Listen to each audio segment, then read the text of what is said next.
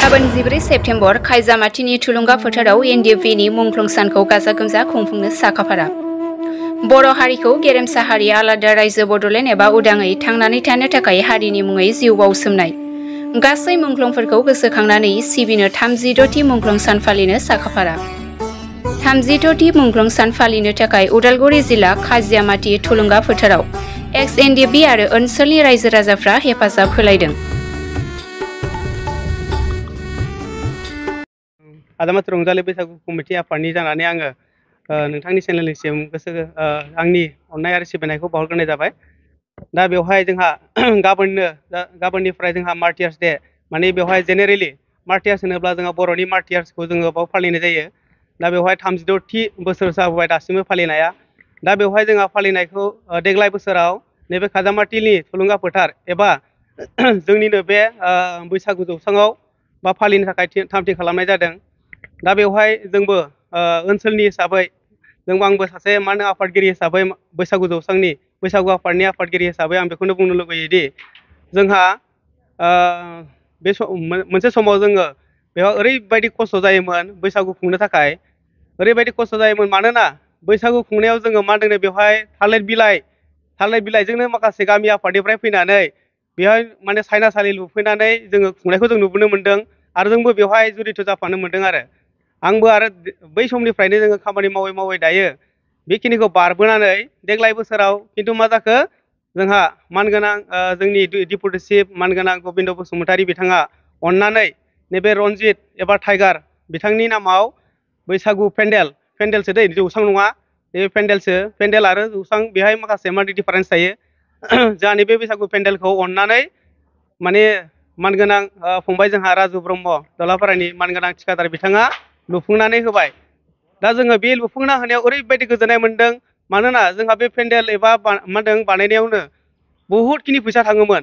दा बे फैसाया जोंहा बासायदों आरो दा बासायनाय लोगो लोगो बे फैसाखौ जोङो माखासे टिम फैयो, जोंनाव गोबां टिम फैयो मोसागिरि बिथांमोन, बे मोसागिरि बिथांमोननो जोङो जाखिनि नांगौ बिनिख्रुइ बांसिन जोङो प्राइज हरनो हानाय जादों आरो दा बेवहाय जोंहा साफ्रोमबो रायजो राजा बिथांमोना बुहुद गोजोननाय मोन्दों। दा बेवहाय आरो मोनसे खोथा जों खोनानो मोन्दों, बेवहाय मानगोनां जोंनिनो आगुनि एक्स एनडिएफबि बिथां मा राभा होनोमोन, गपाल राभा बिथाङाथ' एसे गोरोन्थि जादों बिनिया बुंनाया, मानोना बेयाव जोंनि गिबि थागिबि नङा होमबा, जों थागिबि सासे सुबुं आरो बिनिनो मावथि सासे सुबुं आरो जों गोदोनिफ्रायनो मावफाबोनाय जों मिथिबोयो। दा बेवहाय मानोना बिथाङा बुंदोंदि दा बांबुरगोरानि नामखौ सोलायनानै बि टाइगारनि नामाव सोलायना होदों बे जौसांनि नामखौ। नङा, बेथ' जोङो सानैखौबो जोङो बेवहाय रेसपेक्ट होयो। साफ्रोमबो जोंनिनो सुबुं, बिसोरो मुंख्लं हिसाबै जों बेखौ जेबो बिथर्क खालामनो जों लुगैया, डिफारेन्स खालामनो लुगैया। देयार इज नो डिफारेन्स, बेयाव जेबो डिफारेन्स गैया नङा होमबा, जों बयखौबो जोङो मुंख्लं होयो। दा बिथाङा बेखौल' जों दुखु मोननाया सादोंदि गिबियावनो जोंहा बे बैसागु जौसां हिसाबै स्टेज हिसाबै जोंहा बेयाव जेबो नामानो गैखायामोन, रावनिबो नाम गैयामोन। बेवहाय मानगोनां बिथां खरेन्द्र बसुमतारी बिथाङा दङमोन, बै समनि एमएलए हिसाबै जोंहा बेयाव जेबो नामानो गैखायामोन, रावनिबो नाम गैयामोन। बेवहाय मानगोनां बिथां खरेन्द्र बसुमतारी बिथाङा दङमोन, बै समनि एमएलए बिथाङा बै समाव गायसनफैदोंमोन। दा बेवहाय बैसागु जौसांखौ बा स्टेजखौ गायसनफैनायाव बेहाय रायजोनि सुबुंफोरानो बेखौ गायसनफैनायाव मोजां मोनदोंमोन आरो बेखौ खोन्दो मोनथाम हिसाबै मावनायखौ जों नुनो मोन्दों। बेवहाय फार्स्ट टाइम बिथांमोना मावदोंमोन, बेबो जाजोबासै। सेकेन्ड टाइमाव आरोबाव गोदान माखासे थिखादारबो हाबदों, बेफोर मावबाय, बिसोरबो जायासै। आरोबाव नेक्स्ट टाइमाव जोंहा माखासे थिखादारफोर मावदोंमोन, बिसोरनि नामफोरखौ आं बुंनो थांला, मिथिखागोन। जायफोर बिथांमोना इनफरमेसन हरदों बिसोरनो जाखागोन। दा बिथांमोनाव मा थयथ' दं बेखौ आं बुंनो थाङा, खिन्थु जोंनि मिथिनायाव, रायजोनि मिथिनायाव बेवहाय मोनसेबो नाम होनाय जाथ'वाखैमोन आरो नामखौ होनायखौ जों नुनो मोनाखै। सोरनिबा बांबुगोरानि नाम बा बि टाइगारनि नाम बेखौ जोङो होनायखौ नुथ'वाखैमोन आरो खिन्थु जोंहा नैबे पेन्डेल हिसाबै जोंहा बेखौ एकदम इस्टिमेट हिसाबै आरो जोङो नुनो मोनथारदों आरो दासिमबो दं जोंनाव थयथ' दङ इस्टिमेटआ बांबुरगोरा बेवहाय बिनि नङा, जोंहा बि टाइगार बा रनजित नैबे बसुमतारी बिथांनि नामावनो बे सेंसन जाना फैखाथारनाय। दा बियो क्लियार आरो बे क्लियार गोदानथार, बियो बेहाय रं फुननानै बानायनाय नङा बियो।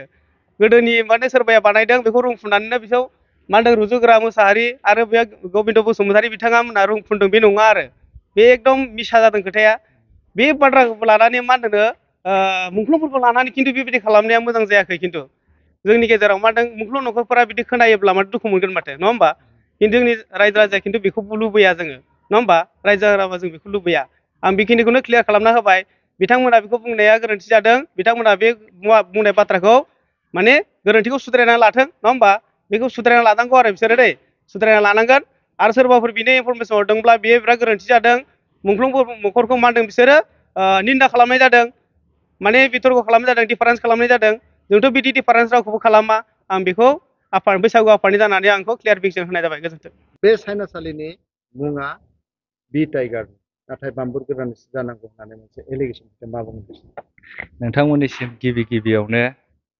बरसिलाजार बड' इउथ नोंथांमोननिसिम आंनि अननाय सिबिनायखौ खुलुमग्रोनाय थाबाय फैबाय थानाय 14 सेप्तेम्बरनि जि मुंख्लंफोरखौ मान बावनाय हाबाफारि लादों बिसेसके जों नायबाय थादों BBYC हिसाबै माने बरसिलाजार बड' इउथ क्लाब दिनै 56थि बोसोर जाबाय जोंहा बे बैसागु खायजामाथि दुलाराय बैसागु आफादा दा बे 56थि होनोब्ला आसामावनो गिबिसिन जौस्रां स्टेज कालचार स्टेजखौ बैसागुखौ लाबोजेननाया बरसिलाजार बड' इउथ क्लाबनि दैदेननायनिफ्राय लाबोजेनदों जाहाथे बे जायगायाव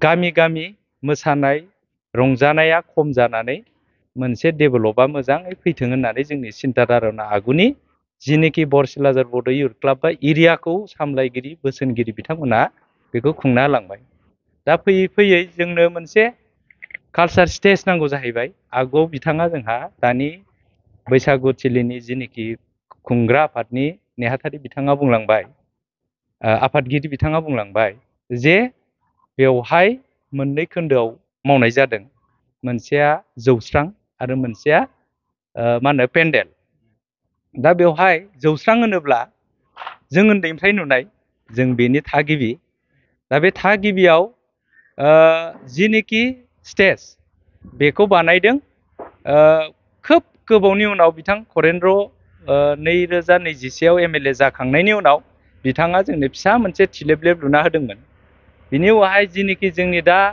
पेन्डेलनि खोथा फैदों नङा होमबा दा बे पेन्डेला ओरैबायदि जोंहा अखा बांखाजों ओरैबायदि थालिर बिलाइजों एरियानि मानसिफ्रा रायजो राजाफ्रा फैनानै जोङो बैसागुखौ बर'नि मोनसे कालचार एबा फोरबो होननानै जोङो बेखौ फालिबोबाय थायोमोन दिनै 14 सेप्तेम्बर मुंख्लंफोरनि NDB बिथांमोननि बारग' NDBनि जि खुंनो लानाय लाहार फाहार दा बेहाय आं मिन्थिया सोर गुथालराबा बिथाङा प्रपारलि खायजामाथिनि खुनु बिखयै बियो मिन्थिया नङा होनब्ला दा जोंहा बि टाइगार बिथां रनजित बसुमतारी 1 नं जलफुख्रिनि बेबो जोंनि आंगो बिदा ओमफ्राय सासेया जाहैदों बि बांबुद गोरा ब्रह्म बसुमतारी बिथाङा बोरिगामिनि दा जों खाथिनि मानसि दा बांबुद गोरायाबो रनजितआबो जोंनिनो आंगो बिदा बिथांमोनहा जातिनि नामाव जिउ दाव होलांबाय सोरबा आगे फिसे थैग्रोबाय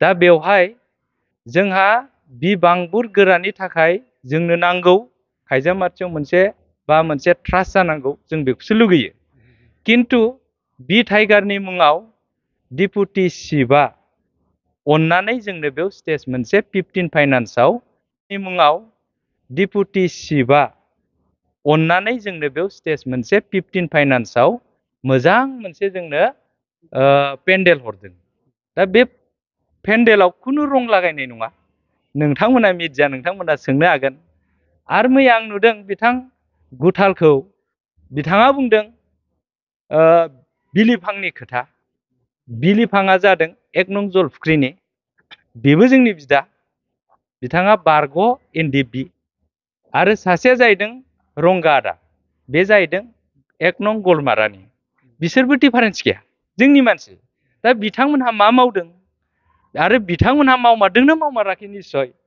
दा नोंथांमोना बिथांमोनाव सोंनो हागोन बिथांमोना गरायमारियाव थायो जोंनिनो लकेल जोंनिनो बिदा जों बेखौ बिथर्कि खालामनो साना। बिथांमोना स्वयं बुंगोन जे नंमारगौ ना नंमारा, जे जोंनि नुनायावथ' जों एरियायाव रायजो राजा टटेलि गासिबो मिथिगौ जे बिबांबुर गोरानि नामाव गिबि एनडिएफबि मुंख्लं हिसाबै मोनसे गिदिर मोनसे गभर्नमेन्टआ बेखौ मुं होनांगौ, जोंहा बेखौसो लुगैयो। दा बेखायनो बेयाव बिथर्क थांनो खुनु माबा गैया। दा बिथाङा जुदि बेखौ बुंनो रोंदोंब्ला डिटेल्सखौ लाना बुंनाया मोजां जायो। दा बेखौ बिथर्क खालामनो नाङा। बिथांमोना सुप्रिम सेक्रिफाइस बिथांमोननि गिबिबो जानो हानाय, खारन बांबुर गोराया गिबि मुंख्लं हिसाबै दिनै नाम मोनदों। बि टाइगाराबो जोंनि बिदा, जों उन्दै समाव बिथांनि थैनायखौ जोङो खोनादों। दा बेखायनो बिलिफां आदा आरो रंगा आदानाव नोंथांमोना सोंनानै नाय, बिथांमोना स्पस्ट क्लियारखौ होगोन। रायजो राजानि सायाव बारग'नो हाया। बे खायजामाटि गासै बरसिलाजार होनोब्ला बरसिलाजार गथाय जोंनि बे उदालगुरिनि साइथिंनि खोलाहा थानाय गामिया गासिबो गोलैयो। बेखौ गोदोनिफ्रायनो बरसिलाजार बड' इउथ क्लाबा बेंबोबाय थायो। दा बेखायनो जोंनि बेयाव खुनु रं लागायनो खुनु बिथांमोनहा दाफै, आरो बिथांमोनहा जोंनि जायगाखौ बेबायदि गाज्रि जानला मोनला होनायखौ जों निन्दा खालामो। बेखायनो आं बेखिनिखौ बुंबाय। आंनिफ्राय बरसिलाजार बड' इउथ क्लाब प्रेसिडेन्ट हिसाबै बे क्लियार। बिथां गबिन्द बसुमतारिनिसिम मस्ट वेलकाम। बिथाङा दि जोंनो बेवहाय जोंनि फोरबोनि थाखाय बेहायदि मोनसे पेन्डेल हरबाय, जोबोर जोबोर साबायखर। आरो आसा खालामदों बिथाङा जोंखौ बुंबावदों जे जिनिखि स्टेज, बे स्टेजआ जोंहा गोबाव सम जाबाय बायलाला, बेखौ बिथाङा रिन'भेसन खालामना होगोन होनदों। खोब गोजोननाय दङ जोंहा। दायो जुदि स्टेजखौ रिन'भेसन खालामो, बिनि खोथाखौ बेयाव बांबुर गोरानि खुनु खोथा जों फैनो लुगैया। बांबुर गोराखौ जों सानदों मा मोनसे फिसा होनानै फोजोबनायखौ जों लुगैयाखै।